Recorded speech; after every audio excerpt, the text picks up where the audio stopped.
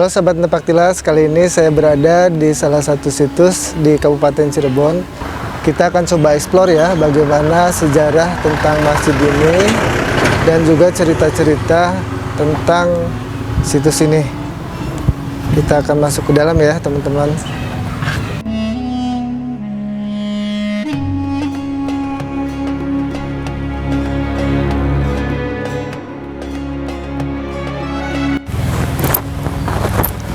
Ya, kita masuk ke area Masjid Kaliwulu.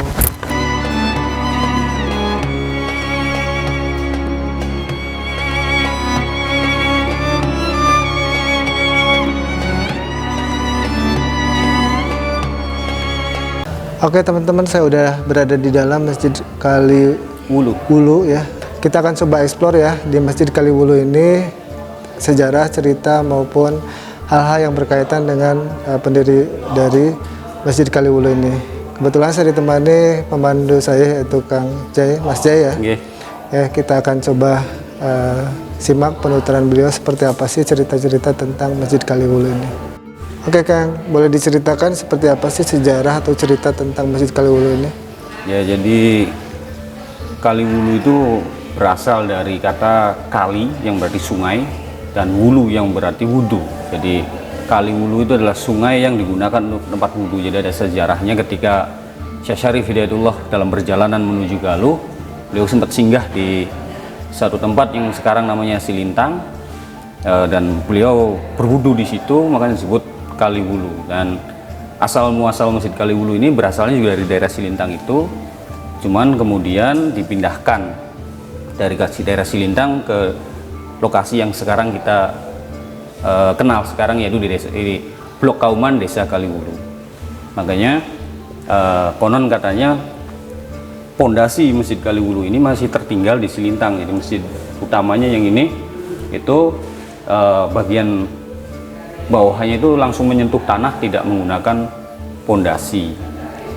Untuk pendirian Masjid Kaliwulu ini juga belum diketahui kapan tepatnya berdirinya, cuman di inskripsi di atas pintu itu di sini. Ini pintu Andandani, terus sekitar tahun 1800-an. Ini menggunakan tahun Hijriah Nabi.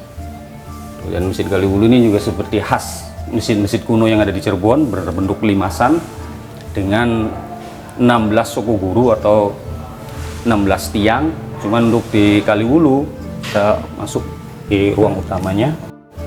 Oke teman-teman, kita masuk ya ke dalamnya. Ya. Assalamualaikum. Misalnya masuk di ruang ini adalah ruang utama Masjid Kuno Kaliwulu. Nah, ini mimbar yang biasa digunakan untuk sholat Jumat dan sholat Idul Fitri. Ini dari zaman dulu ya? Dari awal masjid ini berdiri dengan motif khas suluran. Nah, dari 16 tiang itu ada satu tiang tambahan. Ini adalah tiang ke-17. Ke-17? Ya, ini disebut tiang Garuda atau Saka Bajang.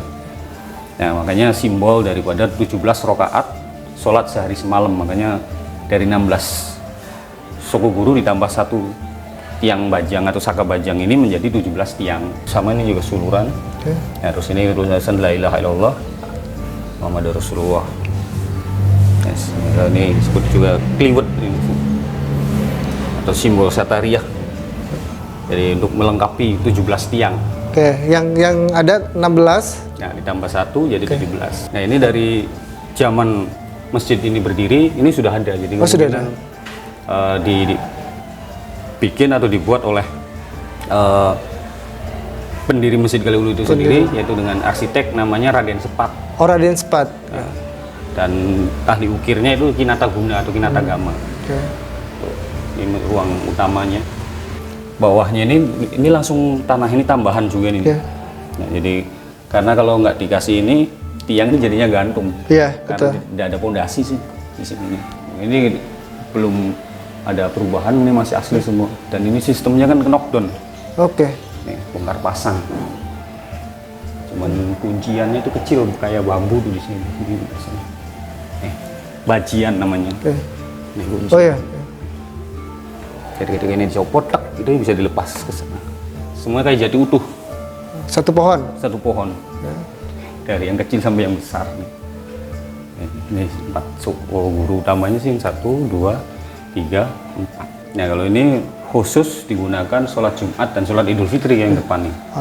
Kalau untuk sholat 5 waktu yang di luar. Oh, tidak boleh ya? Iya, ini sebagai bentuk takdim, sebagai bentuk penghormatan kepada sesepuh.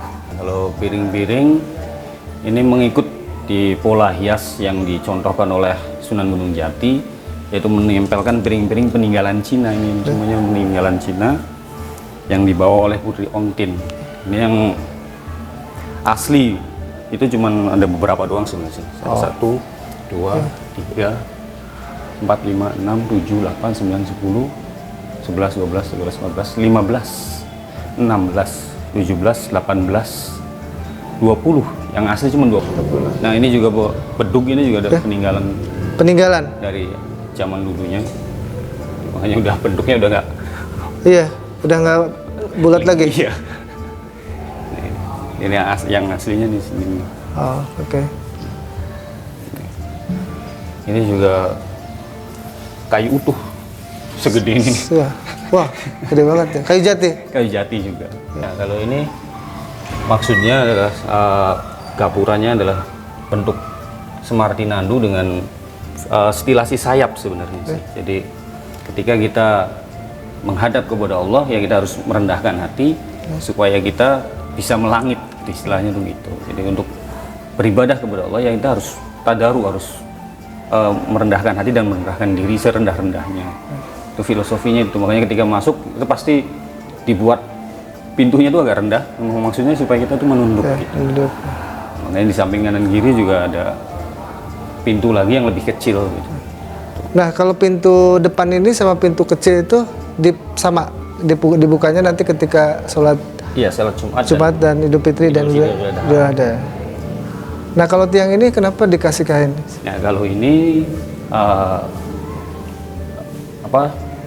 suatu ketika ada salah satu pengurus masjid yang mendapatkan mimpi itu, supaya tiang yang sebelah sini itu diberikan kain putih. Nah, jadi tidak ada maksud tertentu sebenarnya, sih hanya menjalankan pesan yang ada di dalam mimpi tersebut. Biasanya Kang, yang datang ke sini orang dari mana aja ya? Kalau yang dari sini biasanya ada di wilayah Indramayu, Majalengka, untuk yang luar Cirebon, dan ya sebagian sekitar Cirebon juga banyak yang datang ke sini. Khususnya untuk berziarah, tapi saat utamanya itu malam Rebo di sini. Malam? Malam Rebo. Oh, bukan malam Jumat? Bukan. Kalau malam Jumat kita menghormati yang di Trusmi dan yang di Gunung Jati. Okay. Kenapa milih malam Rebo? Nah, itu sesuai dengan yang ditulis di prasasti tersebut bahwa selesainya dibangun direhabnya masjid ini adalah di malam Rebo, di hari Rebo. Kalau menurut cerita orang tua, itu emang dipindahkan hanya dalam waktu 1 malam. 1 malam. Jadi karena emang bentuknya bangunannya ini bisa dibongkar pasang gitu, itu dengan gotong royong masyarakat bisa langsung dipindahkan ke sini lalu dibangun lagi di sini. Gitu. Jadi kalau di masjid ini, kalau ini bangunan baru sebenarnya pendopo kiri dan kanan itu baru, termasuk yang bangunan ini juga baru. Tambahan ya? Iya. Jadi sebenarnya yang aslinya di depan ya? Yang asli cuma di depan.